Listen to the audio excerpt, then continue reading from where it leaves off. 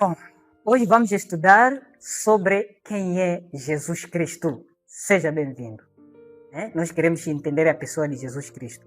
Estamos mesmo agora já a estudar sobre Deus. Esse tema chama-se a divindade. Não só vamos aprender sobre quem é Jesus Cristo, mas vamos ver também sobre o Pai, Espírito Santo, Miguel e a Trindade. Então, eu sei que talvez seria a sua questão também. Quem é Jesus Cristo? Quando você vai para a religião islâmica, entendem que Jesus Cristo é um homem bom, é um profeta chamado Isa bin Maryam. Ele existiu aqui na Terra, mas não crê que ele foi crucificado. Mas existia alguém chamado Isa bin Maryam, é um ser humano normal, ok? Apenas com o grau de ser profeta. Muito bem. Quando você vai para os rabinos judeus, eles acreditam que Jesus Cristo foi um nazareno da Galileia, que foi um homem bom, que fez muitas maravilhas, mas ele se fez de ser Deus e o crucificaram. É assim como eles entendem, que foram um homem normal. Quando você vai para o Espiritismo, eles entendem que Jesus Cristo é apenas um espírito, assim como outros espíritos. Então, nós vamos ver hoje o que a Bíblia fala sobre Jesus Cristo. Bom, Cristo Jesus, ele também perguntou essa mesma questão em Marcos 8, 27. E saiu Jesus e seus discípulos para as aldeias da Cesareia de Filipe. E no caminho perguntou aos seus discípulos: quem dizem os homens que eu sou? O que os homens falam que eu sou? Quem sou eu? Talvez seria a questão de Jesus para ti também. E o que você diz sobre Cristo? Bom, ele próprio responde em Apocalipse 1:8. Eu sou Alfa e Ômega, o princípio e o fim. Aquele que é, que era e que há de vir, Todo-Poderoso. Então, Cristo aqui afirma categoricamente, ao usar a expressão Alfa e Ômega, que ele é Deus Todo-Poderoso e Eterno. Alfa é a primeira letra do grego e Ômega é a última. É como se Jesus dissesse, eu sou A e Z. Em outras palavras, ele existe em toda a eternidade. Nem podíamos usar a expressão existe, porque Cristo é Deus. O que aconteceu com Cristo? Ele já existe em toda a eternidade, só que se fez de homem e veio habitar entre nós. Então, seres humanos não o compreenderam. Ok? Veja que é interessante que, quando você estuda a Bíblia, Hebreus 13, versículo 8, a Bíblia disse, Jesus Cristo é o mesmo ontem, hoje e eternamente.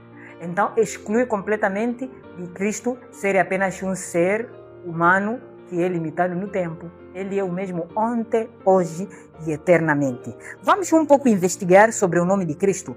O nome de Cristo, Yeshua, deriva-se de uma raiz hebraica, formada por Yon, Shin, Vav e Yain, para aqueles que gostam de estudar a língua hebraica. É interessante que este nome está muito relacionado com a tetragrama sagrada, Yud-Het, Vav-Het, que talvez nós poderíamos dizer que é YHWH, aí onde que se deriva todos os nomes de Deus, Yahweh, alguns colocam J no lugar de Y, depois vem Jeová, mas o nome de Deus nós conhecemos que são essas 4 letras que não são pronunciadas, porque não tem vogais, precisam de nós colocarmos vogais para entender. Então, Yud-Het, Vav-Het é hebraico. É daí onde nasce o nome de Jesus também. Nós podemos perceber que há uma coisa muito parecida entre Yeshua e Yahweh.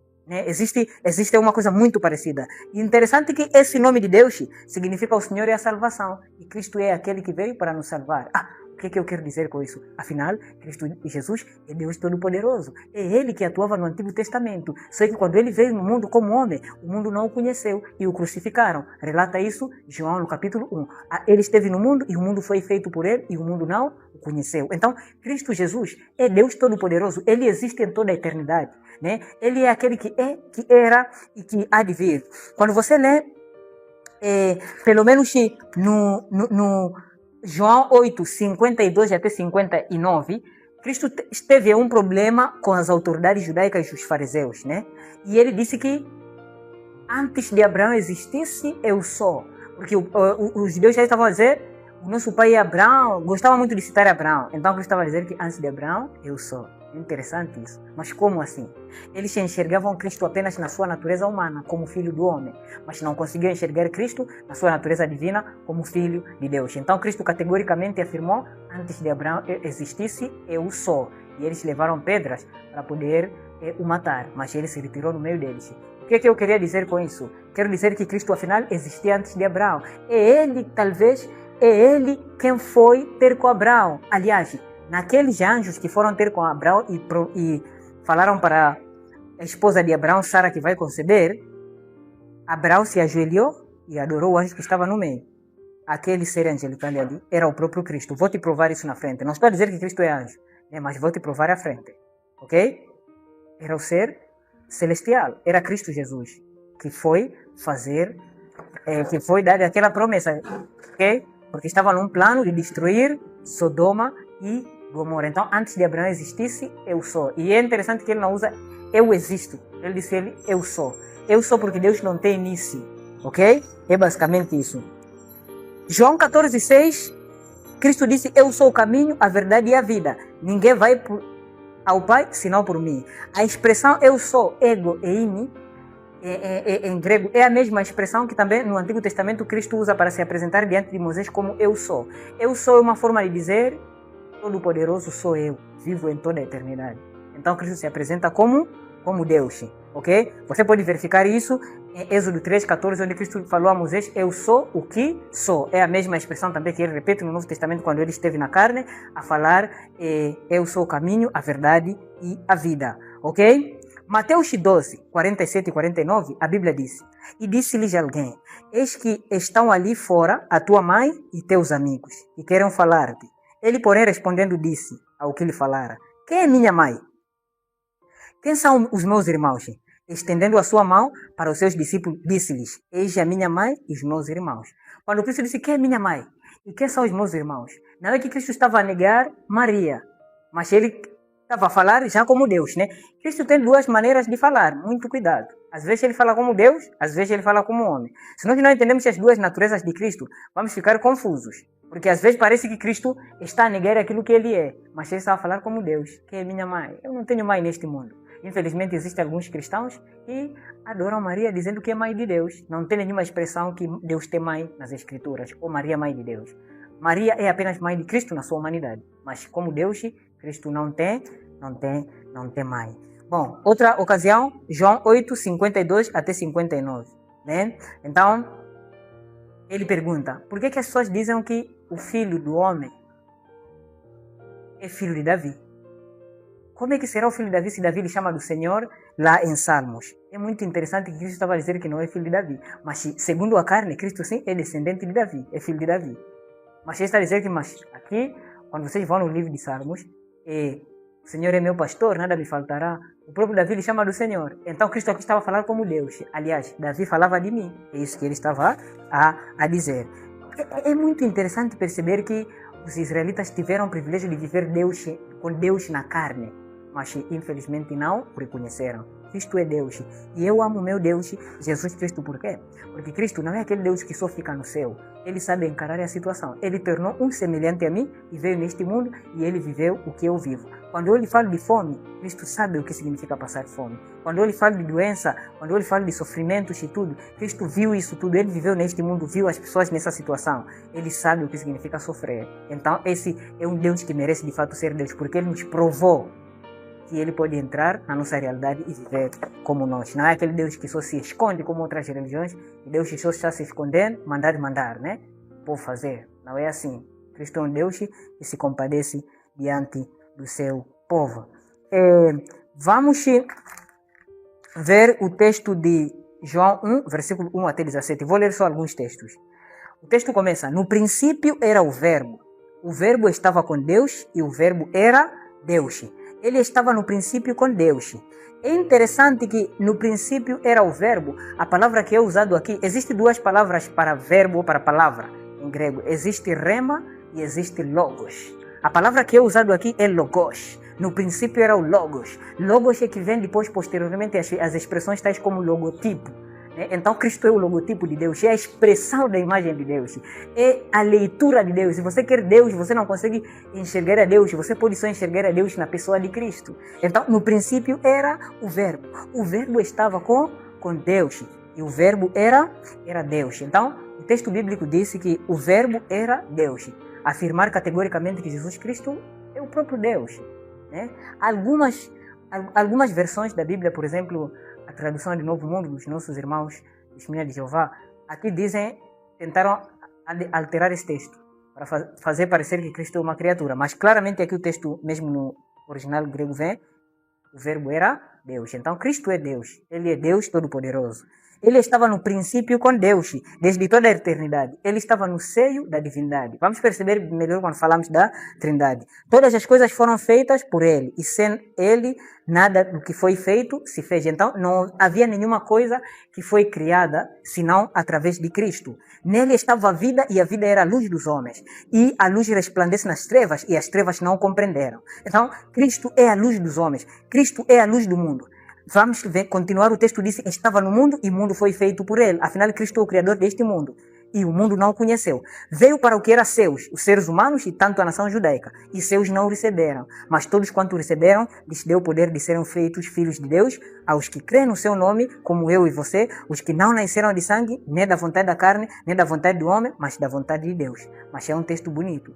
E o Verbo se fez carne e habitou entre nós. Deus se tornou ser humano. Ele nasceu nas manjedouras de Belém. Ele se fez um igual a nós. Ele entrou na realidade humana. Ele entrou num corpo humano. Deus com braços, Deus com dedos, Ele caminhando, Deus comendo, Deus com cabelos. Ele se fez ser humano e habitou entre nós. Naquele dia, quando o anjo Gabriel apareceu a Maria dizer: eis que vai nascer alguém, e você lhe chamará o seu nome Emmanuel. Bendito seja Deus Todo-Poderoso por entregar Cristo como ser humano. É muito interessante. Então, Cristo, Ele saiu do céu e se fez de homem. Chegando ao tempo, se fez de homem porque já vimos que Ele queria nos salvar. Então, aquele Cristo que você viu nas margens da Galileia, aquele que fazia milagre, afinal era o próprio Deus de uma forma humana. Então, a palavra de Deus disse que o que vem após mim, aliás, a palavra de Deus disse que porque a lei foi dada por Moisés e a graça e a verdade vieram por intermédio de Jesus Cristo. Então vimos que o Verbo se fez carne e habitou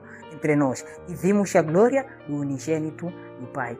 A expressão unigênito, monogenes, em grego. Monogenes. Quer dizer o quê? O mesmo da mesma semente. Vem da palavra gênese, né? Genética que nós usamos na ciência hoje, né? Genética, da mesma genética que Deus. O que quer dizer isso? O único que saiu da parte de Deus, ou a imagem exata de Deus, né? Outras partes também vamos perceber que Cristo é chamado o primogênito. O primogênito não quer dizer o primeiro a nascer, né? Porque nós sempre tentamos entender Deus no sentido humano, né? É o primeiro da ordem divina, aquele que saiu de cima. E essa expressão primogênito em grego é prototokos. Então Cristo é o prototokos. Proto quer dizer primeiro em grego, ok? Então é assim como nós podemos perceber. Então Cristo é o próprio Deus Todo-Poderoso. Se Cristo não fosse Deus, então a nossa fé seria vã. Então Cristo nos provou tantas vezes. Nós vimos que Jesus Cristo lia motivos das pessoas, Ele perdoava pecado, Ele conhecia coisas que estavam dentro das pessoas, Ele podia fazer tantas milagres estranhas, até andar em cima das águas. Esse poder só pode ser um poder divino, de um que está acima da natureza, de um que é todo-poderoso. Por isso Hebreus 10:5 diz assim: por isso, entrando no mundo, diz: sacrifício e oferta não quisestes, mas corpo me preparaste. Então o corpo foi preparado para que Cristo pudesse encarnar-se e vir ao mundo para nos salvar. É muito bonito saber que Cristo veio nos salvar. Deus nunca foi visto por alguém, mas o Filho unigênito que está no seio do Pai, esse o revelou. João 1:18. Então, Cristo é a revelação de Deus. Cristo é a encarnação de Deus. Cristo é o próprio Deus sob a forma humana que veio entre nós. É por isso no 1 Timóteo 3:16, a palavra disse: e sem dúvida alguma, grande é o mistério da piedade. Aquele que se manifestou em carne foi justificado em espírito, visto dos anjos, pregado entre os gentios, crido no mundo e recebido acima na glória. Então, aqui a palavra disse que ele se manifestou em carne e veio ao mundo como ser humano. E ele habitou entre nós. Tanto é que houve uma ocasião em que também um discípulo, Filipe, falou a Jesus: mostre-nos o Pai. Mas Cristo respondeu claramente: estou todos os dias convosco.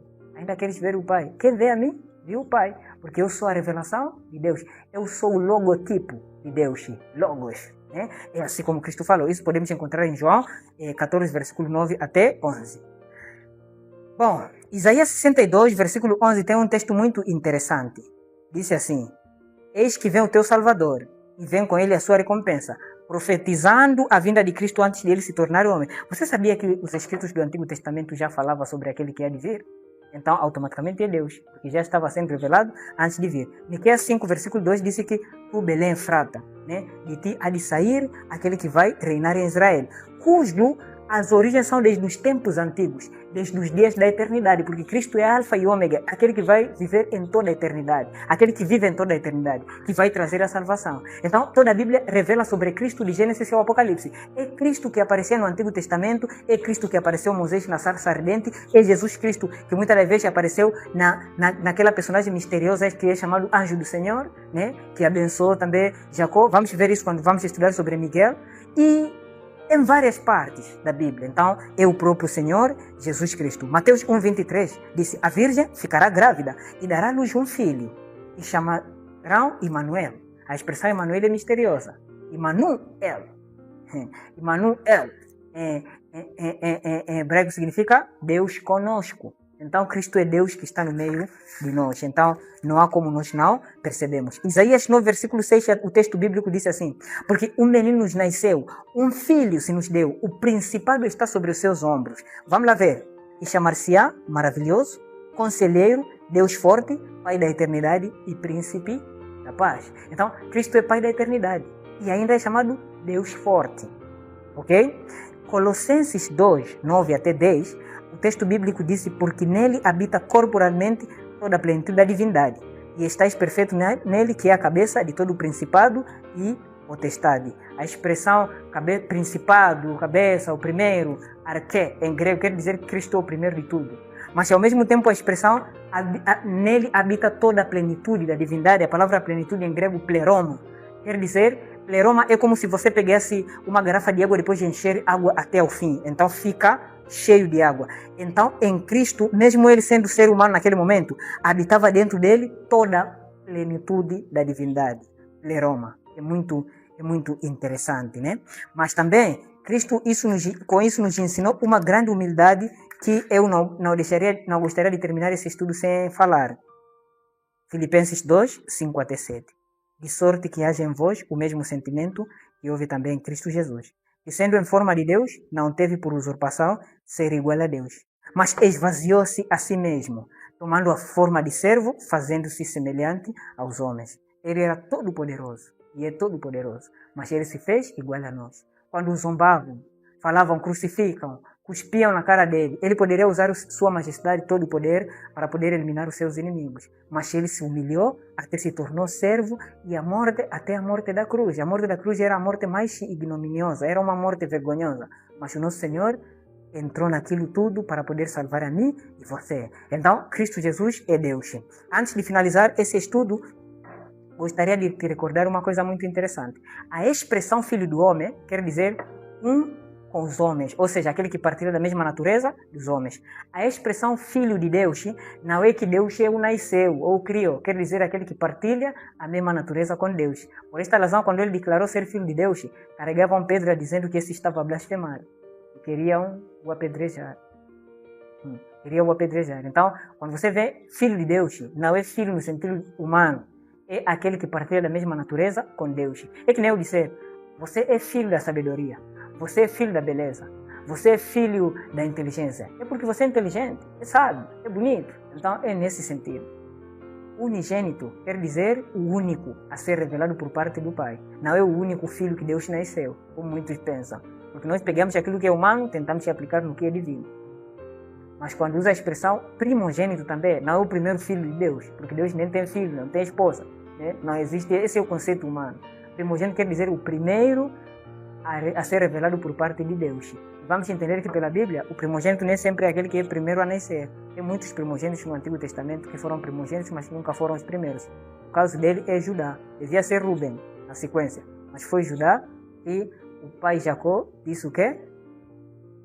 O cetro não se apartará de ti, nem o bastão da sua mão, até que venha Shiló, e a todos os povos a congregarão. O que quer dizer isso?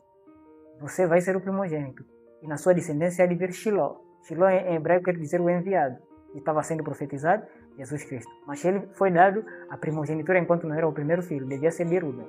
Mas Rubem não foi dado porque ele subiu na cama do seu pai. Você sabe o que significa isso. Então, o que eu quero dizer? Jesus Cristo é Deus Todo-Poderoso. Ele apenas se fez homem e habitou entre nós e vimos a sua glória. E ele nos salvou.